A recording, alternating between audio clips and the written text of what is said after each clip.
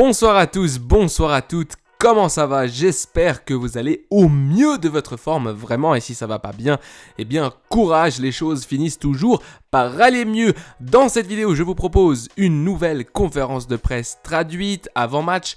Demain, le Real Madrid va affronter le Celta Vigo à la maison au Bernabéu en ce qui concerne la 30e journée de la Liga.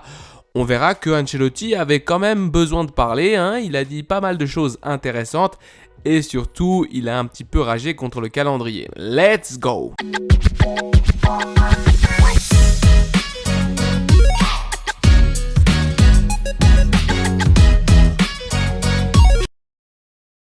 On y va tout de suite avec la première question. Le Celta a offert un bon niveau, un grand football durant la majeure partie de la saison.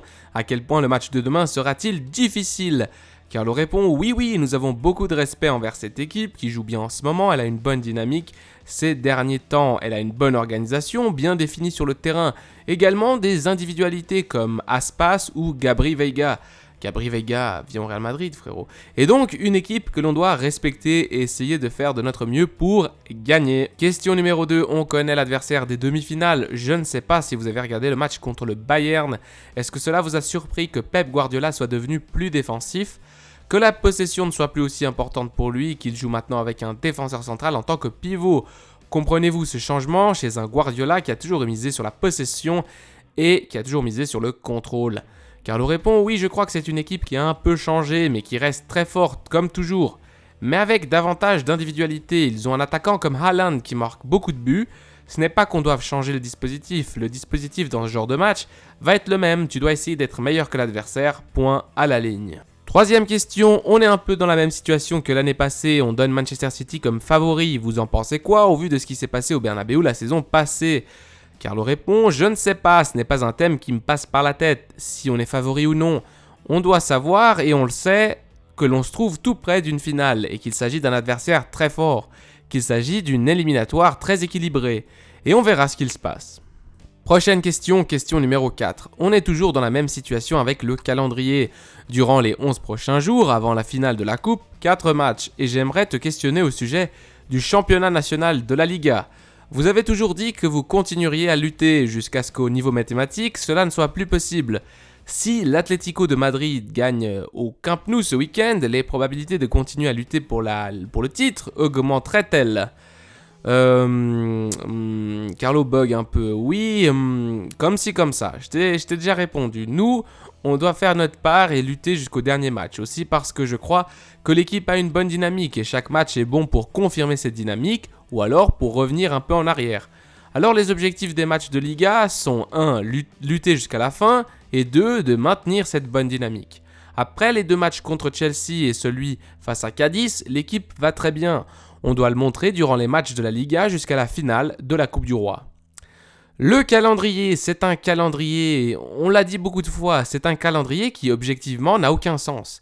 Un calendrier beaucoup trop serré avec beaucoup trop de matchs et on doit évaluer un peu la santé des joueurs, qui sont la partie la plus importante du football. Ici, chacun pense à soi. La Liga pense à ses intérêts, la fédération de football espagnol pense à ses intérêts, la FIFA pense à ses intérêts, l'UEFA pense à soi et à ses intérêts, et ce qui doit être le plus important, le plus pertinent, les joueurs, eh bien ce n'est pas pertinent, ce n'est pas correct, ce n'est pas la ligne à suivre pour le football, quelque chose doit changer, il y a trop de matchs. Donc là, une assez grosse critique de la part de Carlo Ancelotti envers le calendrier et ceux qui dirigent le football et qui ne pensent qu'à leur compétition respective, et évidemment, eh bien, un match tous les 3 jours, ça risque de faire beaucoup. Et on voit aussi de plus en plus de joueurs blessés, surtout dans les joueurs qui sont un peu plus âgés, régulièrement, à cause évidemment du fait qu'il y a trop de matchs. Question numéro 5. Ces derniers temps, on a entendu beaucoup d'éloges de la part de Pep Guardiola envers le Real Madrid. Il a dit que pour gagner la Ligue des Champions, il faut toujours battre le Real Madrid. Cela vous fait-il spécialement plaisir, ces éloges de la part d'un entraîneur comme Guardiola? Carlo répond oui, parce que je crois que le Real Madrid est une équipe très respectée et quand on te respecte, c'est quelque chose de bien, de positif. Et le fait que c'est un entraîneur comme Guardiola qui le dit, c'est encore mieux. Question numéro 6. Est-il possible, disons, que l'équipe de Gala joue une finale à 10h du soir à Séville, donc Coupe du Roi, et qu'ensuite, cette même équipe joue une autre finale, bien que l'on parle de la demi-finale aller, de la Ligue des Champions. Les mêmes joueurs pourraient-ils jouer les deux matchs? Carlo répond oui, je crois que oui, parce que c'est clair qu'on ne peut pas changer un peu, disons, les habitudes. On peut changer les habitudes que l'on a après les matchs, mais je crois qu'on n'a aucun problème pour bien récupérer et préparer la rencontre. Le problème du calendrier, on ne se plaint pas parce qu'on devrait jouer mardi ou mercredi. Cela ne nous inquiète pas, parce que je crois qu'on peut bien récupérer en 3 jours. On l'a fait beaucoup de fois. Et la vérité, j'ai entendu dire, et là, petite critique de Carlo Ancelotti à la presse espagnole, j'ai entendu dire trop de jours de libre. Moi, je te dis, en 4 mois, on a eu 8 jours de libre en 4 mois. Pourquoi? Eh bien, parce qu'on joue chaque 3 jours et tu ne peux pas donner du temps de repos. Mais moi, j'ai entendu cela. J'ai entendu que le Real Madrid ait eu trop de jours de libre. Alors du coup, j'ai regardé mon calendrier et je me suis dit, me suis-je trompé? Et non, je regarde. Et bah non, effectivement, du 30 décembre jusqu'aujourd'hui, 20 avril, on a eu uniquement 8 jours de libre. Et en ne tenant pas en compte la pause internationale, mais là aussi, les joueurs étaient avec leur équipe nationale et ils ont joué. Donc là, Carlo Ancelotti, clairement, qui fait référence à un article qui était paru dans la presse espagnole qui disait que le Real Madrid avait beaucoup trop de jours de libre et alors il conteste et évidemment il montre que c'est faux. Question numéro 7. Comment va Benzema? L'autre jour, il s'est fait piétiner dessus et ensuite vous l'avez sorti. Lui, il voulait rester sur le terrain. Comment va-t-il et si demain il sera au repos? Carlo répond, Karim va bien, il a reçu ce coup-là, mais il a récupéré. Il s'est très bien entraîné, demain il est dispo pour jouer. Oui, je l'ai fait sortir, parce que lorsque je pense que le match est fini, j'essaye de préserver les joueurs. Un peu plus de repos. Lorsque le match est fini, la première chose à laquelle je pense, et là ce qu'il dit c'est quand je pense que le match est fini, en fait quand je vois que le score est déjà bien élevé, la première chose à laquelle je pense c'est que Karim, Modric ou Kroos peuvent être remplacés.